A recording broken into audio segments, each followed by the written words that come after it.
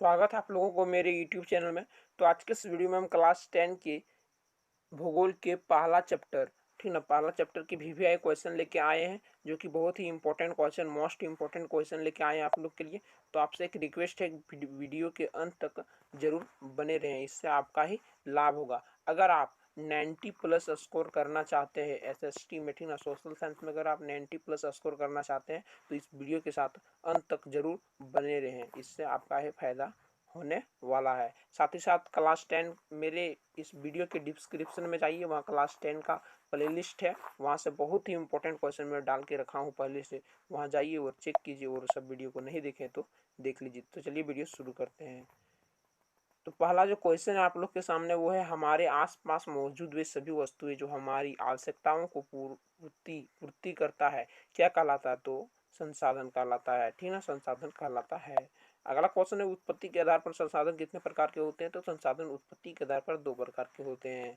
अगला क्वेश्चन है, उत्पत्ति के आधार पर संसाधन 2 प्रकार के होते हैं, तो बताइए वो निम्न में से कौन सा है? तो पहला ऑप्शन है जैव और अजैव, दूसरा ऑप्शन है जैव और संभावित, तीसरा ऑप्शन है विकसित और जैव, चौथा ऑप्शन है भंडार और जैव। तो क्या है? जैव और अजैव। ऑप्शन नंबर 1 जो है बिल्कुल सही आंसर है। अगला क्वेश्चन है, समाप्यता के आधार पर संसाधन कितने प्रकार के होते हैं? तो समाप्यता के आधार पर 2 प्रकार के होते हैं, पहला क्या, नवीकरणीय, दूसरा अनवीकरणीय। अगला होता है, स्वामित्व के आधार पर संसाधन कितने प्रकार के होते हैं? तो ये 4 होता है, एक होता है व्यक्तिगत, एक सामुदायिक, एक राष्ट्रीय और एक अंतर्राष्ट्रीय, ठीक ना। अगला क्वेश्चन की ओर चलते हैं। अगला क्वेश्चन है, विकास के स्तर के आधार पर संसाधन कितने प्रकार के होते हैं? तो ये 4, विकास के स्तर पर 4, संभावी, विकसित, भंडार, संचित कोष, ठीक है। अगला क्वेश्चन, संसाधन कितने प्रकार के होते हैं? वैसे संसाधन 2 प्रकार, एक प्राकृतिक और एक मानवीय। अगला क्वेश्चन है, मानवीय संसाधन कितने प्रकार के होते हैं? तो मानवीय संसाधन भी 2 प्रकार के होते हैं, पहला एक संरचना एवं संस्थाएं और दूसरा मात्रा एवं गुणवत्ता। अगला क्वेश्चन है, नवीकरणीय योग संसाधन कितने प्रकार के होते हैं? 2, एक सतत प्रवाह और एक जैव, ठीक है, एक सतत प्रवाह और एक जैव। अगला क्वेश्चन है, जैव संसाधन कितने प्रकार के होते हैं? तो 2 प्रकार के होते हैं, एक होता है प्राकृतिक वनस्पति, दूसरा वन्य जीव। अगला क्वेश्चन है, अनवीकरणीय योग संसाधन कितने प्रकार के होते हैं? ये भी 2 प्रकार के होते हैं, एक होता है पुनः चक्रीय, दूसरा होता है अचक्रीय। अगला क्वेश्चन है, वैसे संसाधन जिसमें जीवन व्यापक है उसे क्या कहते हैं? जैव संसाधन कहते हैं। अगला क्वेश्चन है, वे सारे संसाधन जो निर्जीव वस्तुओं से बने हैं उसे क्या कहते हैं? अजैव संसाधन कहते हैं। वे संसाधन जिसे उपयोग करने के बाद पुनः प्राप्त किया जा सकता है उसे क्या कहते हैं? तो इसे क्या कहते हैं? नवीकरणीय योग संसाधन कहते हैं, जिसको उपयोग करने के बाद पुनः प्राप्त किया जा सकता है। अगला क्वेश्चन है, वैसे संसाधन जिसे उपयोग करने के बाद पुनः प्राप्त नहीं किया जा सकता उसे क्या कहते हैं? तो अनवीकरणीय योग संसाधन उसे कहते हैं। अगला क्वेश्चन है, राजस्थान और गुजरात में किस संसाधन की अपार संभावना है? तो पवन और सौर ऊर्जा की अपार संभावना है। अगला क्वेश्चन की ओर चलता है। अगला क्वेश्चन है, राजस्थान और गुजरात में पवन और सौर ऊर्जा संसाधनों की अपार संभावना है, तो किस प्रकार के संसाधन कहलाएंगे? तो यह किस प्रकार के संसाधन कहलाएंगे? तो ये संभावी, क्योंकि वहाँ संभावना है, संभावी संसाधन। अगला क्वेश्चन है, हिंद महासागर की तलहटी से मैग्नीज ग्रंथियों का खनन करने का अधिकार किस देश को है? तो ये सिर्फ भारत देश को है, ठीक है, किसको? भारत देश को। अगला क्वेश्चन है, किसकी अंधाधुंध शोषण से वैश्विक पारिस्थितिक संकट पैदा हो गई है? तो संसाधन की अंधाधुंध शोषण से। अगला क्वेश्चन है, भूमंडलीय तापन किस कारण से उत्पन्न हुई? तो संसाधन की ह्रास से उत्पन्न हुई। अगला क्वेश्चन है, ओजोन परत अवक्षय किस कारण से उत्पन्न हो रहा है? तो संसाधन की ह्रास से। अगला क्वेश्चन है, संसाधन की ह्रास से निम्नलिखित में क्या उत्पन्न होगी? पहला ऑप्शन है वर्षा अधिक होगी, दूसरा ऑप्शन है गर्मी नहीं होगी, तीसरा ऑप्शन ठंड और वर्षा होगी, चौथा ऑप्शन पर्यावरणीय प्रदूषण और भूमि निम्नीकरण होगा। तो ऑप्शन नंबर डी, पर्यावरणीय प्रदूषण और भूमि निम्नीकरण होगा। अगला क्वेश्चन है, विकास पर्यावरण को बिना नुकसान पहुंचाई हो और वर्तमान विकास की प्रक्रिया भविष्य की पीढ़ियों की आवश्यकताओं की अवहेलना न करे, क्या कहलाता है? तो ये सतत पोषणीय विकास कहलाता है। क्या कहलाता है? सतत पोषणीय विकास। अगला क्वेश्चन है, पृथ्वी सम्मेलन कहाँ हुई थी? तो ये रियो डी जेनेरो में। ये क्वेश्चन पूछा जाता है, 2022 में पूछा गया था, रियो डी जेनेरो में। रियो डी जेनेरो कहाँ स्थित है? तो ये ब्राजील में स्थित है। कौन से देश में? ब्राजील में। रियो डी जेनेरो एक शहर का नाम है, जैसे आप लोग का झारखंड में बहुत सारे शहर हैं। पृथ्वी सम्मेलन कब हुआ था? तो जून 1992 में हुआ था, ठीक है, पृथ्वी सम्मेलन। अगला क्वेश्चन है, रियो डी जेनेरो शहर में पृथ्वी सम्मेलन हुई थी। तो बताइए कितने देश के राष्ट्राध्यक्ष एकत्रित हुए थे? तो 100 देश के। अगला क्वेश्चन है, रियो डी जेनेरो सम्मेलन में किस सिद्धांतों पर सहमति जताई थी? तो भूमंडलीय वन सिद्धांत। अगला क्वेश्चन है, झारखंड, मध्य प्रदेश और छत्तीसगढ़ में क्या प्रचुर मात्रा में पाई जाती है? तो हमारे झारखंड में खनिज और कोयला, मध्य प्रदेश में खनिज और कोयला, छत्तीसगढ़ में भी खनिज और कोयला पाया जाता है प्रचुर मात्रा में। अगला क्वेश्चन है, किस प्रदेश में जल की प्रचुर मात्रा पाए जाते हैं? तो अरुणाचल प्रदेश में। अगला क्वेश्चन है, किस राज्य में पवन और सूर्य ऊर्जा की बहुतायत है? तो राजस्थान में। अगला क्वेश्चन है, किस संस्था ने संसाधन संरक्षण की वकालत 1968 में किया था? तो क्लब ऑफ रोम ने। इस्माइल इज ब्यूटीफुल किताब इसी ने लिखा था। इस्माइल इज ब्यूटीफुल किसके द्वारा लिखा गया किताब है? तो ये शुमशेर ने लिखा था, 1974 में लिखा था, ठीक ना। अगला क्वेश्चन है, संसाधन संरक्षण विषय पर गांधी जी के दर्शन की एक बार पुनरावृत्ति किस किताब में हुई? तो इस्माइल इज ब्यूटीफुल में। अगला क्वेश्चन है, ब्रुटेनलैंड आयोग रिपोर्ट द्वारा कब वैश्विक स्तर पर संसाधन संरक्षण में मूलाधार योगदान किया गया था? 1987 में। ब्रुटलैंड आयोग रिपोर्ट बाद में किस शीर्षक से प्रकाशित हुआ? तो हमारा साझा भविष्य, योर कॉमन फ्यूचर से प्रकाशित हुआ, यानी कि पब्लिश हुआ। अगला क्वेश्चन है, भूमि किस प्रकार का संसाधन है? तो प्राकृतिक। प्राकृतिक वनस्पति, वन जीवन, वन मानव जीवन, आर्थिक क्रियाएं, परिवहन तथा संचार व्यवस्था किस पर आधारित है? तो भूमि पर। कितना प्रतिशत भूमि मैदान है? 43%। कितनी प्रतिशत भूमि पहाड़ है? 30%। कितनी प्रतिशत भूमि पठार है? तो 27%। देश के क्षेत्रफल का लगभग 27% हिस्सा पठारी क्षेत्र है। इस क्षेत्र में किस प्रकार की संसाधन अपार पाई जाती है? तो खनिज, जीवाश्म ईंधन और वन। अगला क्वेश्चन है, भारत का कुल भौगोलिक क्षेत्रफल कितना है? तो 32.8 किलोमीटर 8 वर्ग किलोमीटर। अगला क्वेश्चन है, भारत के कुल भौगोलिक क्षेत्रफल के कितने प्रतिशत भाग को भू उपयोग आंकड़े उपलब्ध है? 93%, थे ना, 93% का ही यहाँ पर उपलब्ध है। अगला क्वेश्चन है, भारत के किस इलाके में भूमि सर्वेक्षण नहीं हुई? तो जम्मू और कश्मीर के पाकिस्तानी बॉर्डर तक नहीं हुई है। पंजाब और हरियाणा में कितने प्रतिशत भूमि पर खेती की जाती है? तो 80%। अरुणाचल प्रदेश, मिजोरम, मणिपुर और अंडमान निकोबार द्वीप समूह में कितने प्रतिशत भूमि क्षेत्र की कृषि की जाती है? तो 10% से भी कम। अगला क्वेश्चन है, भारत में राष्ट्रीय वन नीति 1952 द्वारा निर्धारित वनों के अंतर्गत कितने प्रतिशत भौगोलिक क्षेत्र वांछित है? तो 33%, यानी कि 33% वन रहना चाहिए, लेकिन अभी भी 33% वन नहीं है, इसलिए प्रदूषण बढ़ रहा है। अगला क्वेश्चन है, किस भूमि में पहाड़ी चट्टान, सूखी और मरुस्थलीय भूमि शामिल है? तो बंजर भूमि में, ठीक ना, बंजर भूमि में। अगला क्वेश्चन है कि बस्तियां, सड़क, रेल लाइन, उद्योग किस प्रकार की भूमि के अंतर्गत आती है? तो गैर कृषि परियोजना में। लगातार भूमि उपयोग, पशुचारण, वनों की कटाई से क्या हो रहा है? भूमि का तो निम्नीकरण हो रहा है। भूमि किस प्रकार का संसाधन है? प्राकृतिक। हम भोजन, मकान और कपड़े की अपनी मूल आवश्यकताओं का लगभग कितना प्रतिशत भाग भूमि से प्राप्त करते हैं? तो 95%। भारत में लगभग कितनी हेक्टेयर भूमि निम्नीकृत है? तो 13 करोड़ हेक्टेयर जो निम्नीकृत है, यानी कि निम्न हो गया है, खत्म हो गया, मतलब खत्म नहीं हुआ, मतलब उसमें बंजर जैसा हो गया। भारत में लगभग 13 करोड़ हेक्टेयर निम्नीकृत है, भूमि निम्नीकृत है। तो बताइए कितनी प्रतिशत भूमि वनों के अंतर्गत निम्नीकृत है? तो 28%। भारत में लगभग 13 करोड़ हेक्टेयर भूमि निम्नीकृत है। तो बताइए कितना प्रतिशत भूमि जल के अंतर्गत निम्नीकृत है? तो 56%। अगला है, बताइए मानव की किस प्रकार की क्रिया से भूमि निम्नीकरण हो रहा है? तो वनोन्मूलन, अतिपशुचारण और खनन और आदि आ जाएगा। अगला क्वेश्चन है कि कौन कौन से राज्य में खनन के कारण भूमि निम्नीकरण हो रही है? झारखंड में हो रहा है, पहला हमारा झारखंड, छत्तीसगढ़, मध्य प्रदेश। अगला क्वेश्चन है, भारत के किस राज्य में वनोन्मूलन भूमि निम्नीकरण का कारण बना? तो उड़ीसा में। कहाँ? उड़ीसा में। अगला क्वेश्चन है, गुजरात, राजस्थान, मध्य प्रदेश और महाराष्ट्र में किस कारण से भूमि निम्नीकरण हो रहा है? तो वहाँ अति पशुचारण हो रहा है। क्या हो रहा है? अति पशुचारण हो रहा है। अगला क्वेश्चन है, भारत के कौन से राज्य में भूमि निम्नीकरण का प्रमुख कारण अधिक सिंचाई है? तो पंजाब, हरियाणा और पश्चिमी उत्तर प्रदेश, इधर अधिक सिंचाई के कारण भूमि निम्नीकरण हो रहा है। अगला क्वेश्चन है, अति सिंचाई से क्या उत्पन्न होता है? तो जल क्रांत उत्पन्न होता है, जल क्रांतता उत्पन्न होता है। अति सिंचाई से उत्पन्न जल क्रांतता भूमि निम्नीकरण के उत्तरदायी है, ठीक है ना, ये यहाँ भर आएगा, ठीक है, भरने वाला भी आ सकता है। किसकी उपस्थिति में भूमि की लवणीयता और क्षारीयता बढ़ जाती है? तो जल क्रांतता की उपस्थिति में। अगला क्वेश्चन है, सीमेंट उद्योग में चूना पत्थर को पीसना और मृदा पर्तन उद्योग में चूने, कड़िया, मृदा और सेल खड़ी के प्रयोग से बहुत अधिक मात्रा में वायुमंडल में क्या विसर्जित हो रहा है? तो धूल विसर्जित हो रहा है, ठीक ना, धूल। अगला क्वेश्चन है, वनारोपण और चारागाहों का उचित प्रबंधन किस समस्या को सुलझाना हो सकता है? तो भूमि निजीकरण समस्या सुलझ जा सकता है इससे। किसे पेड़ों की रक्षक कहा जाता है? तो मेखला। पशुचारण नियंत्रण और रेतीली टीलों को कांटेदारी झाड़ियां लगाकर स्थिर बनाने की प्रक्रिया से भूमि कटाव को किस क्षेत्रों में रोकथाम की जाती है? तो शुष्क क्षेत्रों में। बंजर भूमि के उचित प्रबंधन, खनन नियंत्रण और औद्योगिक जल परिष्करण के पश्चात विसर्जित करके वसा कम किया जाता है।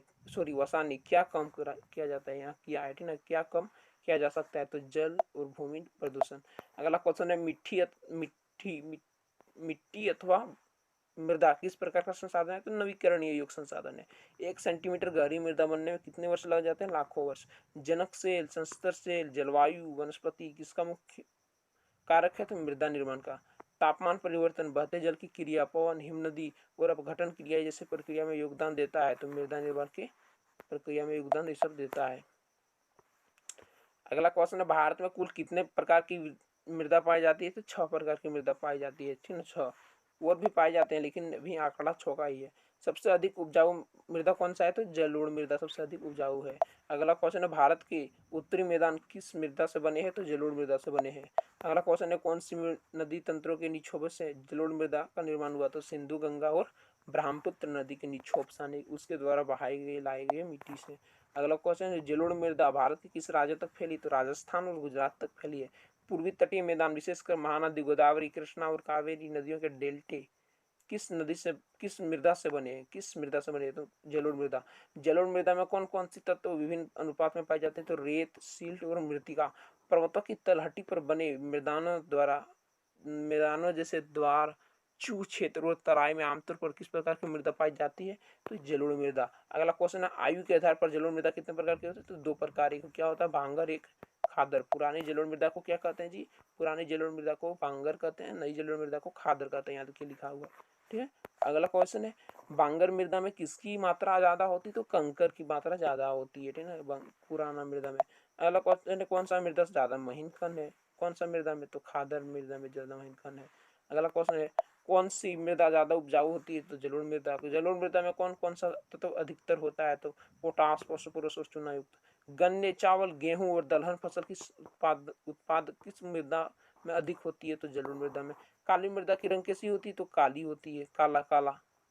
काली मृदा को किस नाम से जाना जाता है? रेगुर मृदा। किस मृदा को कपास की खेती के लिए उपयुक्त माना जाता है? तो काली मृदा, ठीक है ना, काली मृदा को कपास की खेती के लिए। अगला क्वेश्चन है, काली मृदा को किस नाम से जाना जाता है? तो काली कपासी मृदा के नाम से जाना जाता है। जलवायु और जनक सेलों ने किस मृदा के बनने में महत्वपूर्ण भूमिका योगदान दिया है? तो काली मृदा को बनने में। अगला क्वेश्चन है, काली मृदा किस पठार में पाई जाती है? तो दक्कन के पठार के बेसाल्ट के उत्तर पश्चिम भाग में। यहाँ पाया नहीं जाता है, लेकिन इसके उत्तर पश्चिम भाग में पाया जाता है। चलिए राज्य देखते हैं, महाराष्ट्र, सौराष्ट्र, यानी कि सौराष्ट्र किसको कहते हैं? गुजरात को। मालवा, मध्य प्रदेश और छत्तीसगढ़ के पठार में कौन सी मृदा पाई जाती है? तो काली मृदा पाई जाती है। दक्षिण पूर्वी दिशा में गोदावरी और कृष्णा नदियों तक कौन सी मृदा पाई जाती है? तो काली मृदा। अगला क्वेश्चन है, कौन सी मृदा बहुत महीन कण अर्थात मृतिका से बनी है? तो काली मृदा। किस मृदा में नमी धारण की शक्ति ज्यादा होती है? तो काली मृदा। कौन सी मृदा में कैल्शियम कार्बोनेट, मैग्नीशियम, पोटास और चूने जैसे पौष्टिक तत्वों से परिपूर्ण है?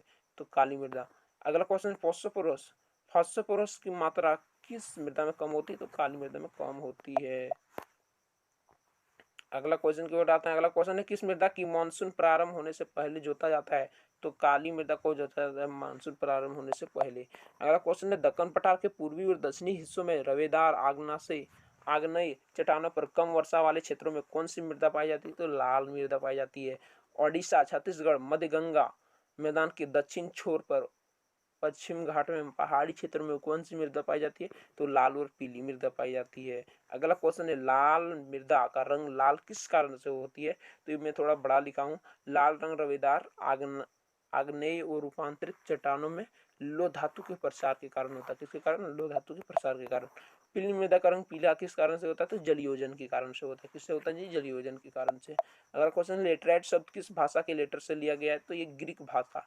कौन सी भाषा? ग्रीक भाषा। लेटर शब्द का क्या अर्थ है? तो ईट। लेटर शब्द का अर्थ क्या है? ईट, लेकिन वैसे लेटर का मतलब होता है बाद। अगला क्वेश्चन है, लेटराइट मृदा का निर्माण कैसे हुआ? तो उष्णकटिबंधीय तथा उपोष्णकटिबंधीय जलवायु क्षेत्रों में आर्द्र तथा शुष्क ऋतुओं के एक के बाद एक आने के कारण होता है, इस मृदा का निर्माण होता है। कौन सा मृदा? लेटराइट मृदा का निर्माण होता है। अगला क्वेश्चन है, कौन सी मृदा अधिकतर गहरी तथा अम्लीय होती है? तो लेटराइट मृदा। कौन सी मृदा का पीएच मान 6 से कम होता है? तो लेटराइट मृदा। अगला क्वेश्चन है, किस मृदा में पौधों की पोषक तत्वों की कमी होती है? तो लेटराइट मृदा में। कौन सी मृदा महाराष्ट्र के पश्चिमी घाट क्षेत्रों, उड़ीसा, पश्चिम बंगाल के कुछ भागों और उत्तरी पूर्वी प्रदेशों में पाई जाती है? तो लेटराइट मृदा में। किस मिट्टी में पर्णपाती और सदाबहार वन मिलते हैं? तो लेटराइट मृदा में। किस मृदा में चाय और कॉफी उगाई जाती है? तो लेटराइट मृदा में।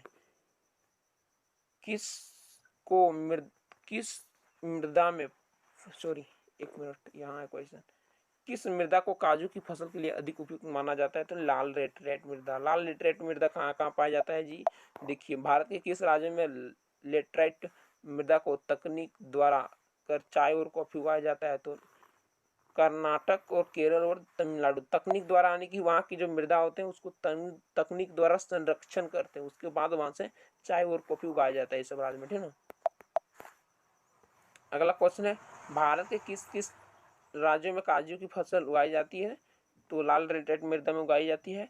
पहला तमिलनाडु, TN यानी कि तमिलनाडु, आंध्र प्रदेश और केरल में, 3 राज्य हैं। अगला क्वेश्चन है, मरुस्थलीय मृदा का रंग कैसी होती? तो लाल और भूरा होती। कैसे होती? लाल और भूरा। अगला क्वेश्चन आप लोग के सामने, कौन सी मृदा आमतौर पर रेतीली और लवणीय होती है? तो मरुस्थलीय मृदा। अगला क्वेश्चन है, किस मृदा में नमक की मात्रा अधिक होती है? तो बता दें, मरुस्थलीय मृदा में नमक की मात्रा जो होती है जी अधिक होती है। अगला क्वेश्चन है, कौन सी मृदा में ह्यूमस और नमी की मात्रा कम होती है? तो मरुस्थलीय मृदा में।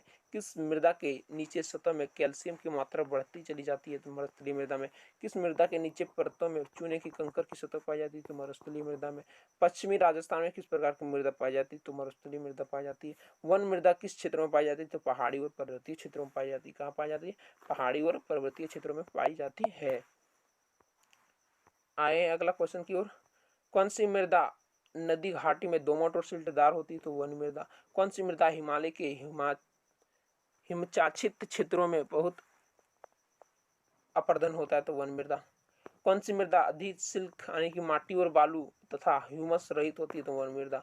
कौन सी मृदा नदी सोपानों और जलोढ़ पंखों में अधिक उपजाऊ होती है? तो वन मृदा।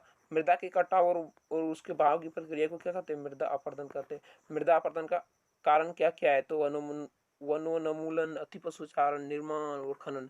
कौन कौन से प्राकृतिक तत्वों से मृदा अपरदन हो रहा है? तो पवन, हिम नदी और जल से। ऐसी भूमि जो जोतने योग्य नहीं रहती है उसे क्या कहते हैं? तो उत्खात भूमि कहते हैं। अगला क्वेश्चन, उत्खात भूमि को क्या कहते हैं? चंबल बेसिन एक जगह का नाम है, वहाँ उत्खात भूमि को खड्ड भूमि कहते हैं। क्या? खड्ड भूमि कहते हैं, ठीक है। अगला क्वेश्चन है आप लोग के सामने, अवनलिकाएं किसे कहते हैं? तो बहता हुआ जल मृतिकायुक्त मृदाओं को काटती हुई गहरी वाहिकाएं बनाती है, जिसे अवनलिकाएं कहते हैं, पानी के साथ, ठीक ना। जल विस्तृत क्षेत्र को ढके हुए ढाल के साथ नीचे की ओर बहता है। ऐसी स्थिति में ऊपरी मृदा घुलकर जल के साथ बह जाती है। इस प्रक्रिया को क्या कहते हैं? चादर अपरदन कहते हैं, ठीक ना। अगला क्वेश्चन है, पवन द्वारा मैदान अथवा ढालू क्षेत्र से मृदा को उड़ा ले जाने की प्रक्रिया को क्या कहते हैं? पवन अपरदन कहते हैं। किस कृषि से अपरदन नियंत्रित होती है? तो सपान कृषि से। ढाल वाली भूमि पर समोच्चय समोच्चय समोच्चय रेखाओं के समांतर ढाल चलाने से ढाल के साथ जल बहाव की गति घटती है। इसे क्या कहते हैं? समोच्च जुताई कहते हैं, समोच्च जुताई। अगला क्वेश्चन है, भारत के किस भाग में सोपान अथवा सीढ़ीदार कृषि काफी विकसित है? तो पश्चिमी और मध्य हिमालय में। अगला क्वेश्चन है, पेड़ों को कतार में लगाकर रक्षक मेखला बनाना भी एक किसकी गति कम करती है? पेड़ों की कतारों में लगाकर रक्षक मेखला बनाना भी ये किसकी गति कम करती है? तो पवनों की गति कम करती है। अगला अंतिम क्वेश्चन है, फसलों के बीच में घास की पट्टियाँ उगाई जाती है, ये पवने द्वारा जनित बल को कमजोर करती है। इस तरह को क्या कहा जाता है? पट्टी कृषि कहा जाता है। क्या कहता है? पट्टी कृषि। तो इसमें इस आप लोग का जो चैप्टर था, इसमें जितना भी डीपली क्वेश्चन था, एकदम इम्पोर्टेंट क्वेश्चन हम चुन के लाए थे, वो टोटल आप लोग यहाँ देख सकते हैं। कोना में यहाँ देखिए, कोना में यहाँ देखिए, यहाँ कोना में आप लोग को मैं दिखाता हूँ। यहाँ देखिए, यहाँ पर यहाँ भी देखिए कितना लिखा हुआ है, 140 क्वेश्चन। देखिए 140 क्वेश्चन जो है, यहाँ ऊपर में 139 लिखा है, ध्यान से देखिए, यहाँ 139 क्वेश्चन यहाँ लिखा है। 140 VBA क्वेश्चन आप लोग को मैं करा दिया, और भी सब्जेक्ट का और भी चैप्टर का मैं सबका VBA क्वेश्चन बना के आप लोग को उसके लिए वीडियो बना के आप लोग के लिए लाएंगे। तो चैनल के साथ बने रहें, साथ ही साथ अपने 10 दोस्तों को इस चैनल के बारे में बताएं और शेयर करें। ये वीडियो 10 दोस्तों के बाद शेयर करें। मिलते हैं अगली वीडियो में, तब तक के लिए जय हिंद, जय भारत, वंदे मातरम।